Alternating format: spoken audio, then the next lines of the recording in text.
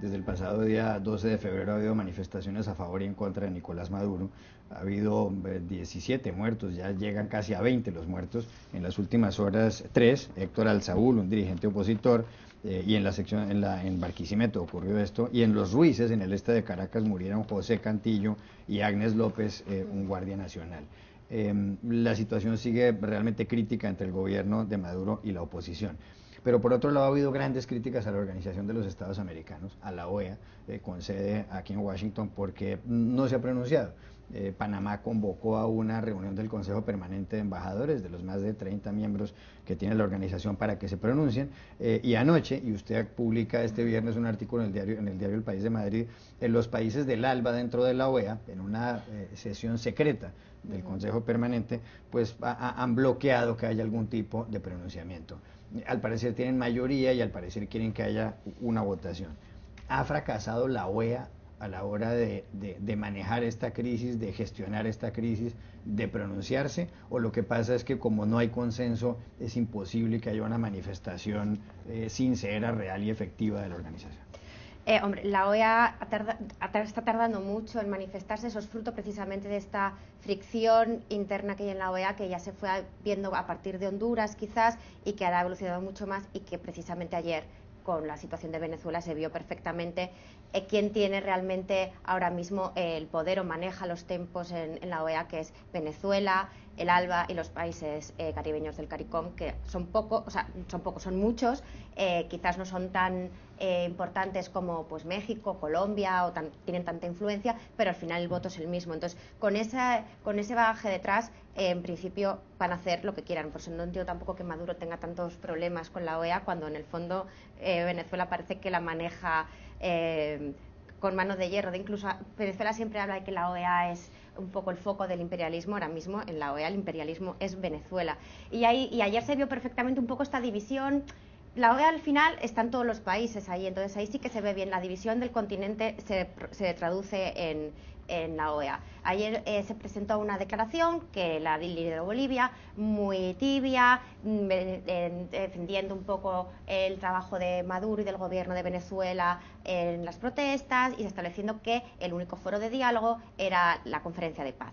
Por otro lado, luego presentó la Alianza del Pacífico, el otro bloque, digamos, con Canadá y Estados Unidos apoyando, y Panamá y Costa Rica, otras enmiendas en las cuales se establecía un poco más concreción del diálogo. Allí Venezuela no quiso, digamos, ceder, y ahí se han estancado las negociaciones, y está estancado. Hoy están continuando, y es muy probable al final que no se llegue a un consenso, que es un poco la tradición en la OEA. Y obviamente esto va a ser, ya en general la comunidad internacional y en América Latina no confiaban mucho en que pudiera hacer la OEA, pero desde luego si es un pronunciamiento tan tibio y tan pro, digamos, gobierno de Venezuela oficialista como el que plantea Bolivia, y no se llega a una solución de consenso, obviamente eso demuestra que la OEA, ya si no tenía poca autoridad y otras organizaciones regionales estaban muy por encima y parece que suscitan más consenso, esto demuestra verdaderamente que no tiene casi ya influencia ni peso en la región. Pues yo creo que es muy pronto para decir si acaso ha fracasado la OEA en este intento por mediar entre las dos partes encontradas en Venezuela. Lo que sí es cierto es que este tipo de crisis tan desafortunadas dejan en evidencia a una organización que tiene serios problemas estructurales. Yo creo que ha llegado el momento de revisar la OEA y lanzar al aire, yo creo que una pregunta legítima, en el sentido de si acaso ha caído en desuso la OEA, o si acaso necesita pasar por un proceso de refundación, de revisión, porque lo cierto es que, aunque bien es cierto que es una entidad que vive en un universo paralelo, que se rige por otros tiempos, por otros usos horarios, yo creo que vale la pena revisar si acaso esta entidad sigue siendo un organismo válido de interlocución para todo el hemisferio. Carl Michan, usted invitó esta semana al CSIS, al Instituto de Análisis en el que usted trabaja, José Miguel Insulza, el exministro de Relaciones Exteriores chileno, secretario general de la OEA, y dijo cosas controvertidas, como por ejemplo que él no ve una especie de destrucción masiva de la democracia en Venezuela y que el presidente Nicolás Maduro fue elegido en unos comicios que tampoco son tan cuestionados y causó mucha polémica. ¿Qué piensa usted de la OEA en lo que tiene que ver con el manejo de esta crisis? Yo no lo veo como una falla tanto de la organización, sino que del liderazgo del secretario general. José Miguel Insulza es un gran estadista chileno que hizo cosas muy importantes durante una época muy sensible después de la dictadura de Pinochet. Eso es claro. Pero en cuanto a su labor en la OEA, ha sido mediocre. Se ha metido en países como Nicaragua, Cuba, ha hablado sobre sus posturas sobre Honduras, pero en esta situación siempre queda la pregunta, ¿por qué no en Venezuela?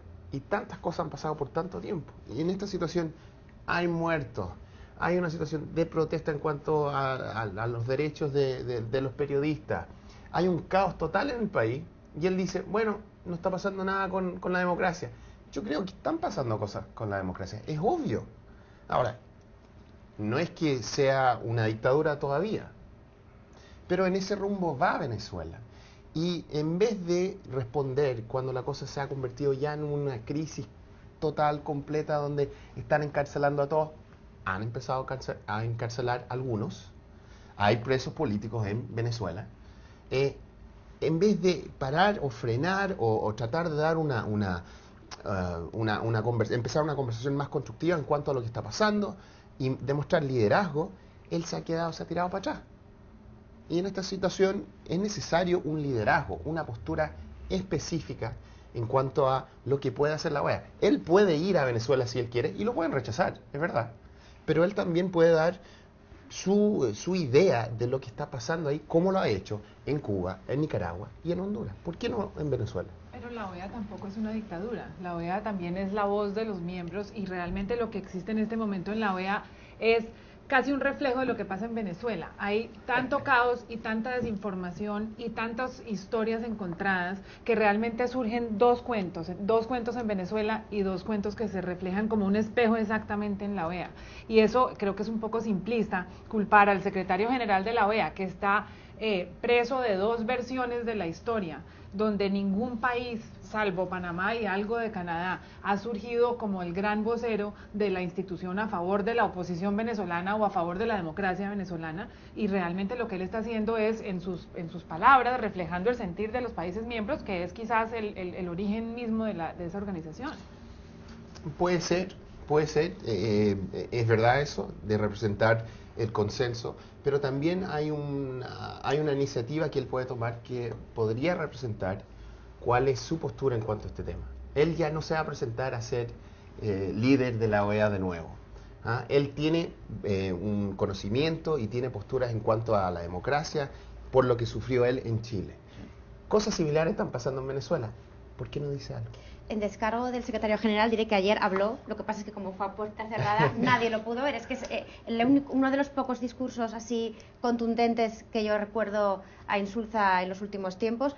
Qué pena que lo hace a puerta cerrada y no se pudo ver. Ahí sí que él fue muy crítico con el ALBA, dijo, aquí se ha discutido cuando en Honduras no sé qué, no sé por qué no se puede discutir aquí, si se pide para una cosa, ¿por qué no se puede pedir para la otra? Esta es una organización que sirve para todos los estados, y él dijo ahí que su postura era diálogo y que como veía que era imposible un diálogo entre las partes tal y como está ahora, proponía una mediación. Obviamente Venezuela no acepta esa mediación. Claro. Pero ayer Insulza estuvo bastante categórico, lo que pasa es que la pena es que nadie lo escuchó.